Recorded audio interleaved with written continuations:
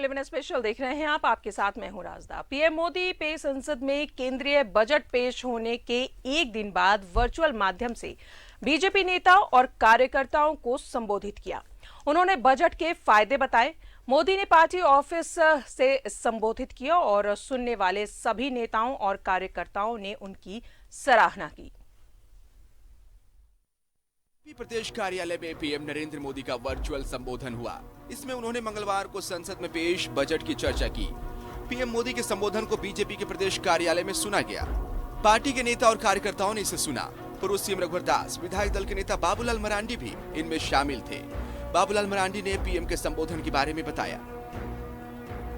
जो सदन में बजट को जो सरकार ने पेश की है, उसी बजट के संदर्भ में पार्टी के कार्यकर्ता को देश के प्रधानमंत्री ने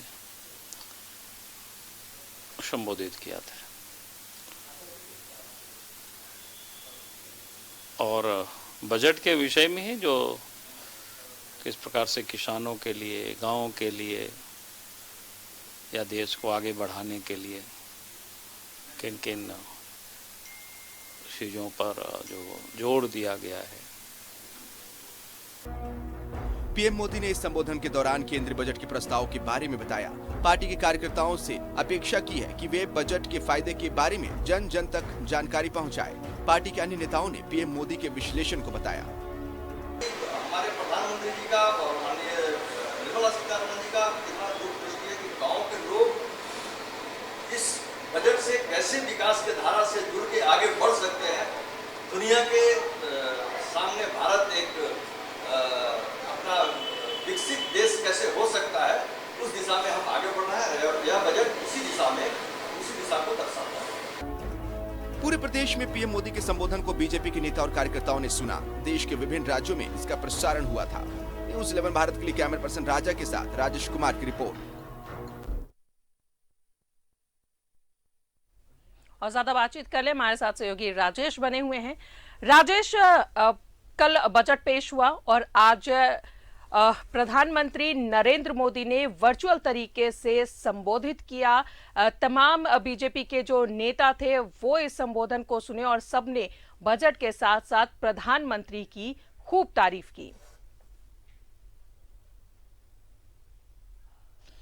देखिए, ये पूरे देश में यह कार्यक्रम हुआ था और यह निर्देश पार्टी की ओर से दिया गया था कि हर जगह पर इस तरह के कार्यक्रम हो। और प्रधानमंत्री चूंकि आज संबोधित करने वाले थे और खास तौर पर बजट पर उनका फोकस था। बजट की बारीकियों, बजट के जो प्रावधान किए गए हैं, जो प्रपोजल्स हैं, उस पर प्रधानमंत्री बताना चाहते थे। इसलिए सभी जगह, झारखंड के सभी जगहों पर इस प्रसारण को देखा गया। प्रधानमंत्री के संबोधन को सुना गया। पार्टी के जो नेता कार्यकर्ता हैं, उन्हें तो बजट बहुत अच्छा लगा, कल ही से अच्छा लग रहा है, क्योंकि अब पार्टी का है लाइन लेंथ, जो उसी हिसाब से वो बोलते भी हैं। लेकिन आम लोगों की राय अलग हो सकती है। बहुतों ने इसे खराब कहा, बहुतों ने निराशाजनक कहा। जो गैर बीजेपी दल हैं उन्होंने भी अपनी अपनी टिप्पणियां दी हैं। लेकिन मोटे तौर पर प्रधानमंत्री ने ये कहा कि आत्मनिर्भर भारत बनाने की दिशा में यह एक बजट मील का पत्थर साबित होगा, एक रोड मैप साबित होगा। अगले यानी 2022 से लेकर 2023 का जो वित्तीय वर्ष होगा, उसके लिए कई तरह के प्रावधान किए गए हैं। किसानों का ख्याल रखा गया है, बेरोजगार नौजवानों का ख्याल रखा गया है, रोजगार सृजन के अवसर भी बताए गए हैं। इसके अलावा जो ऑर्गेनिक खेती है उस पर ध्यान दिया गया है। एमएसपी के लिए पैसे संरक्षित किए गए हैं।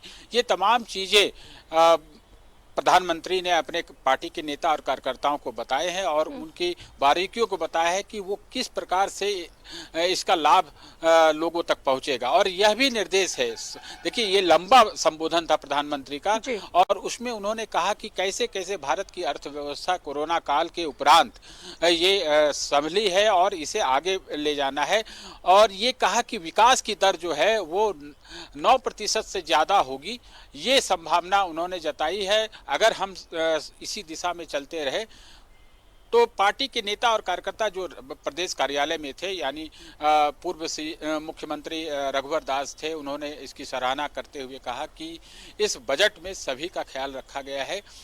बेघरों को आवास देना है, किसानों की जेब कैसे भरे इसका ख्याल रखा गया है, नौजवानों को के हाथ में रोजगार कैसे मिले इस पर ध्यान दिया गया है। इंफ्रास्ट्रक्चर डेवलपमेंट, आधारभूत संरचना के विकास से भी रोजगार के सृजन होंगे, उन्होंने ऐसा कहा। लेकिन एक बात पर जब मैंने उनसे कहा कि जो लोअर मिडिल क्लास है वो काफ़ी निराश है, क्योंकि वो सैलरीड क्लास है। उन्हें ये उम्मीद थी कि उनकी जो आमदनी है वो घटी है, और कंपैरेटिवली देखें महंगाई बढ़ी है तो आमदनी घटी है। इस लिहाज से उन्हें टैक्स स्लैब में छूट मिलनी चाहिए थी, इसकी उनको उम्मीद थी, लेकिन यह उम्मीद पूरी नहीं हो पाई। तो उन्होंने कहा कि देश के विकास के लिए सभी का योगदान जरूरी है, इसलिए यह मोटे तौर पर बजट जो है बहुत ही अच्छा है। बाबूलाल मरांडी ने भी ये कहा कि प्रधानमंत्री ने सभी चीज़ों को बताया कि कैसे भारत आने वाले समय में आत्मनिर्भरता की ओर बढ़ेगा, और विश्व में इसकी अर्थव्यवस्था की चर्चा हो रही है और आगे भी होगी।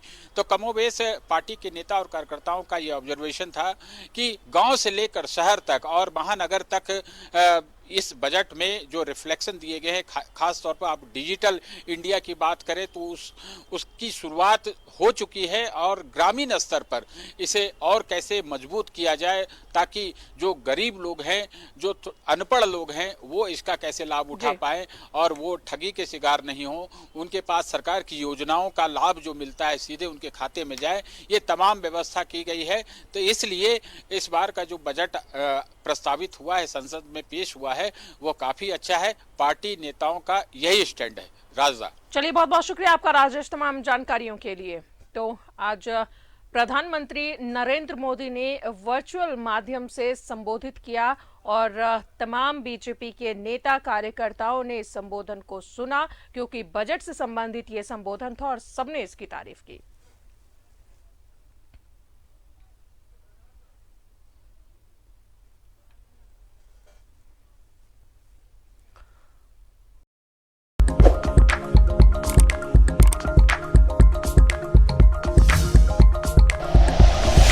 Like and share videos, subscribe करें हमारा चैनल और प्रेस करें बेल आइकॉन। News 11 भारत, सच है तो दिखेगा।